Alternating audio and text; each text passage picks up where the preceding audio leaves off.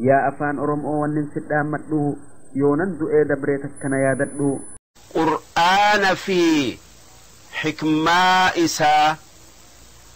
القرآن وحكمته قرآن وان قدو ربين نماف قماتش يوكا كن قرآن جتش ربي كان هرياهن قبن يوكرا قبابادا قرآن الرادبن إني كان هير إسلاما كان دبني دبرسني هندتيسو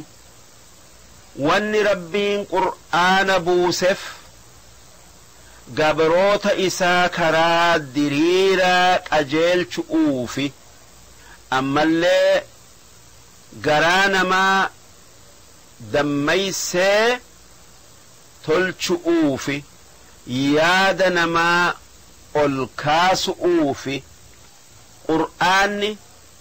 جتشواكا كان قبرتش إسا محمد جبريل إرقاء برسيسه قرآن كتاب نمني كتاب أكا إسا فدو هندن ديني أمني أربا كان زمن نبي جيرو كانين أفان أربا أكان بيخن نتس قرآن أكا قرآن ربين محمد الرتب بوسي نفن جأنيتي قطعاف كأن دوبة وليقلني قرآن هندئيسي وان سورة قرآن تن إرتقو فكاتو فدو دتبني هركا كنن نمني قرآن إرتبو واني بكمان إني نبي محمدي نجيني إسرتها جراتو نما وهنكراني كان وهنكتبني كان أمتا وانكراني هنكتبني كيستي ألتي قدتي سنما وجي قرآني بكم الدنيا آخر أبو كان بكم أمات في كان دبر في كان رفل لك أبو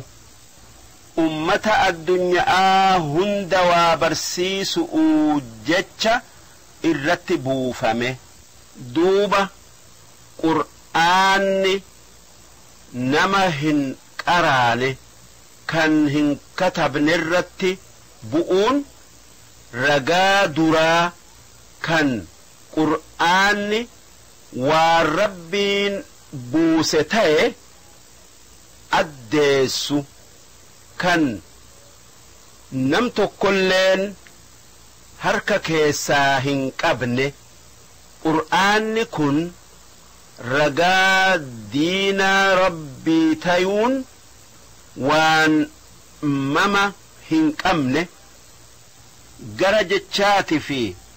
قرى معنى اللئين يولال قرآن جتشافي معنى اللئين أكرب بالراء رفه شكين جراتو أبون وان كتابني تكلين إسدرة هنقبني قرآن نتأر أقران كن كتاب نبي محمد الرتي بوفمي إني نما برسيسي أكسمتي نمني إرى برتي أكسمتي وللرى آلاء هنگ أمتي أوف أتجرا كان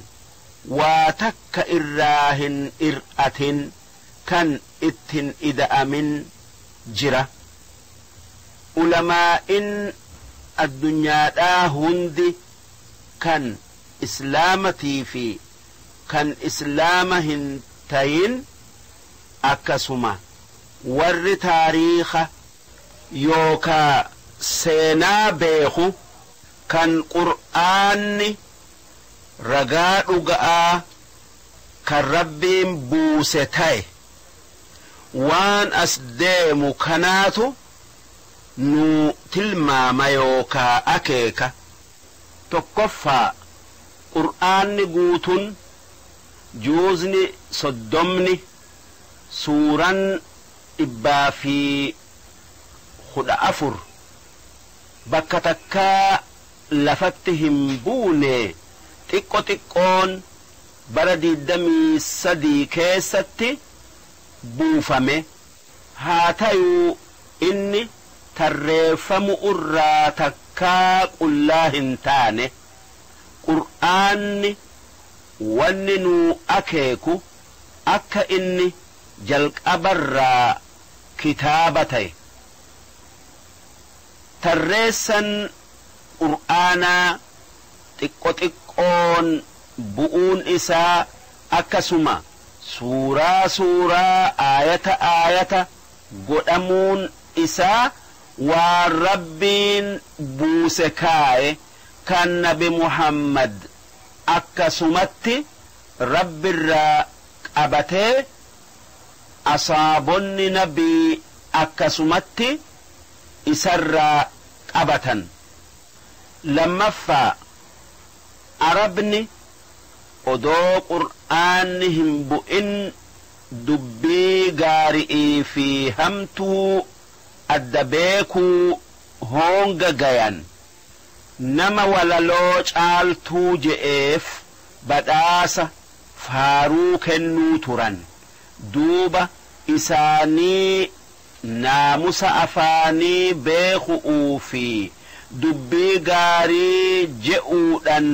walitti dhaaddatu qur'aanni bu'uu jalqabe. buunan ormi arabaa akka nam tokkolleen dubbii akka qur'aanaa fiduu hin dandeenye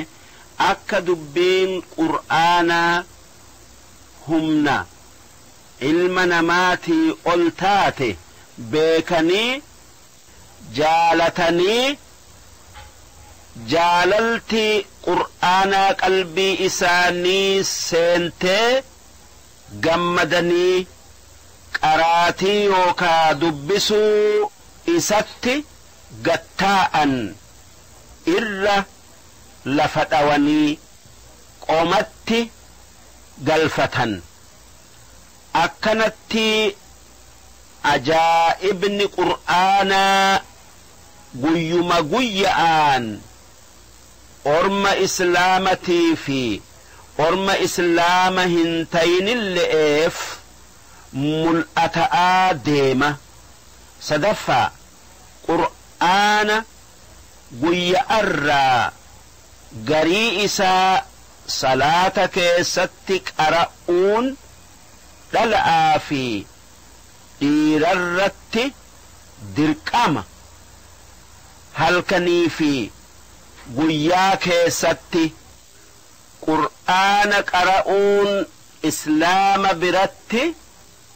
ibaadaa ol aantuu guyya'arraa dalagan. afraffaa ummanni arabaa guutu'utti warra katabee hin qaraane tayuu turan. tanaaf jecha dubbi'ii fi walaloo isaan ajjabde takkaayuu isaan dinqite mara mata'atti yookaa qomatti qabatanii tiifatan. warri isaanirraa naamusa afaanii beeku hundi akka qur'aanni sadarkaa ol aantuu ziqiya callaa ta'e beeke. tanaaf jecha akkuma aada'atti waan isaan ajjabe qomatti qabatanitti qur'aana qomatti qabatu'utti jigan haa ta'uu kabaja'aan wajji waaqa tokkichatti amanu'uu wajji shanaffaa hanga nabi Muhammad jiru nageenyi isarratti haa jiraatu hoggaa qur'aanni irratti bu'e nama waan bu'e san jalaa katabu yookaa barreessu kan sanii godhame heddu'uutu jira qur'aanni dura qalbii nabi Muhammad irratti bu'a jibriiltu irratti buusee isa barsiisa duuba nabiin jalaa qabateeti warra isa jalaa katabuuf hima waan isaan kataban san nabiin irra deebi'eeti qara'a katabbii tolchammoo hin tolchinee laalu'uuf jecha nabiin aayata abaluu takkaa jecha abaluu bakka akkanaa kaayaa je'eeti warra katabuuf hima akkasuma suuraa abaluu booda kaayaa je'eenii kaayan takkaa barreessan jahaffaa hoggaa qur'aanni bu'ee dhumu qur'aana heddu'uutu harka orma islaamaa jira ormi islaamaa hundi katabateeti qur'aana halkanii guyyaa qara'an yoo wahirratti wal dhaban nabi Muhammaditti dhaqaniiti nabiin qajeelchafi jecha qur'aanaa tayuu ma'naa tayuu akkaataa itti qara'an tayuu ammoo eega nabi Muhammad dabree qur'aanni mataa nama hedduudhaa keessa jira ammallee waan akka lawhii keessatti katabameeti heddummaatee harka orma islaamaa keessa jira kan waa takka irraa hin ir'atin haa tayuu akkasitti heddummaatee jiraatun khaliifaa nabii kan duraa Abuu Bakr Siddiiq hin jaalachiifne wanni inni sodaate warri qur'aana qomatti qabatee mata'aa qabu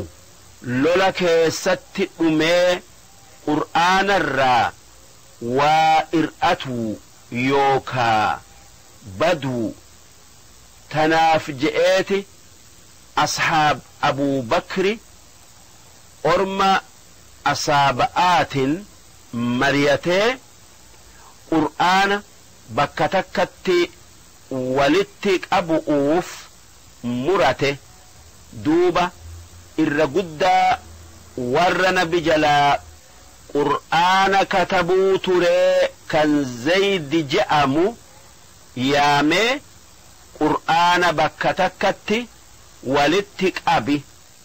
akka nabirraa dhageessee katabdetti yookaa barreessitetti je'ee ajaje duuba eega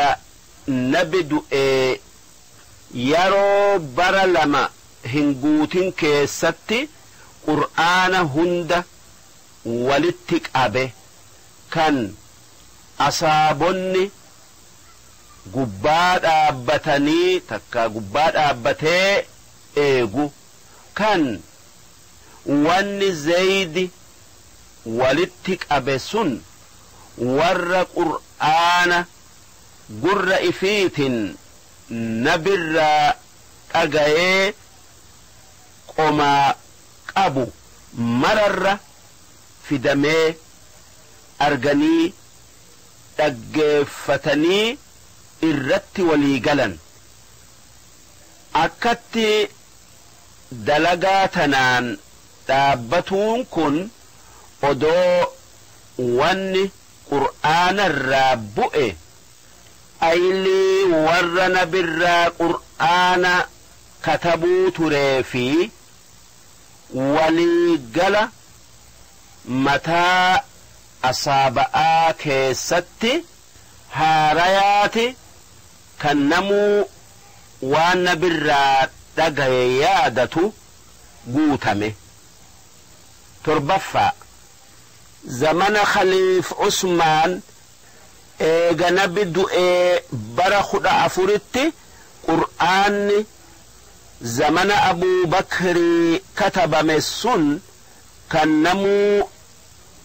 irraa dabarfatee biyya hunda keessa faca'e. Ummata nabi hin argin keessa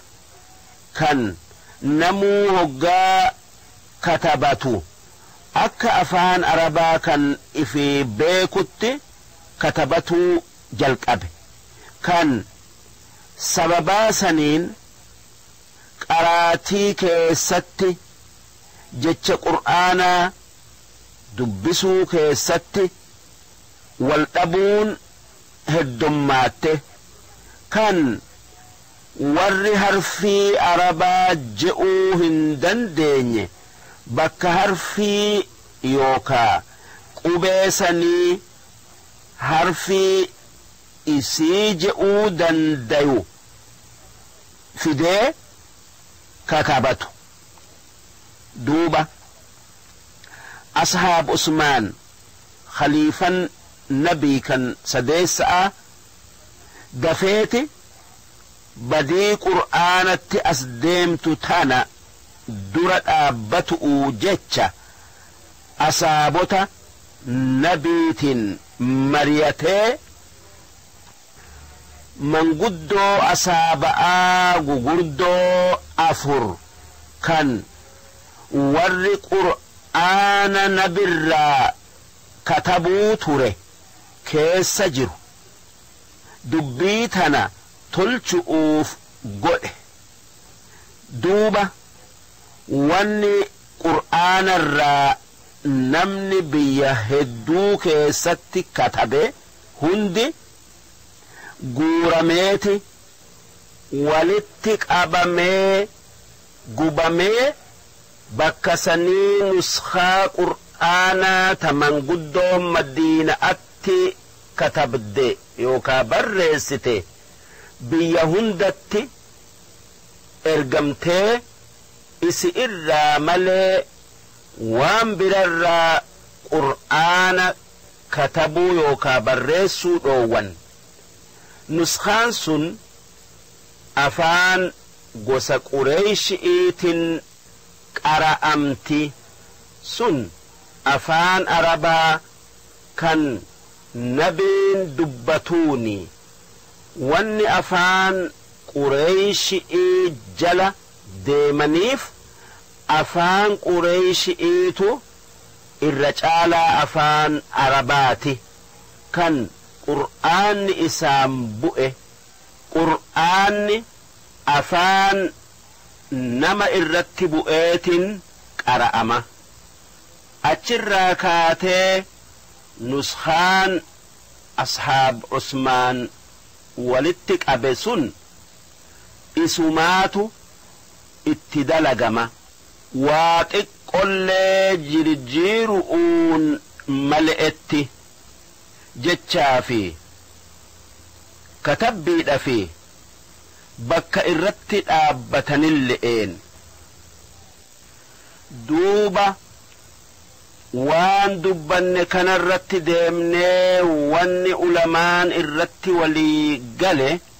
qur'aanni ar'a nuti qaraanu kun akkuma gaafa dura buufametti jira ammallee akkasumatti hafu'uu jiraata zalaalamii hin jirjiiramuu qur'aanatti waa ida'uun hin argamne irraayis waa ir'isuun hin argamne waa takka wanni balleessaa ta'e itti hin argamne taariikhni qur'aanaa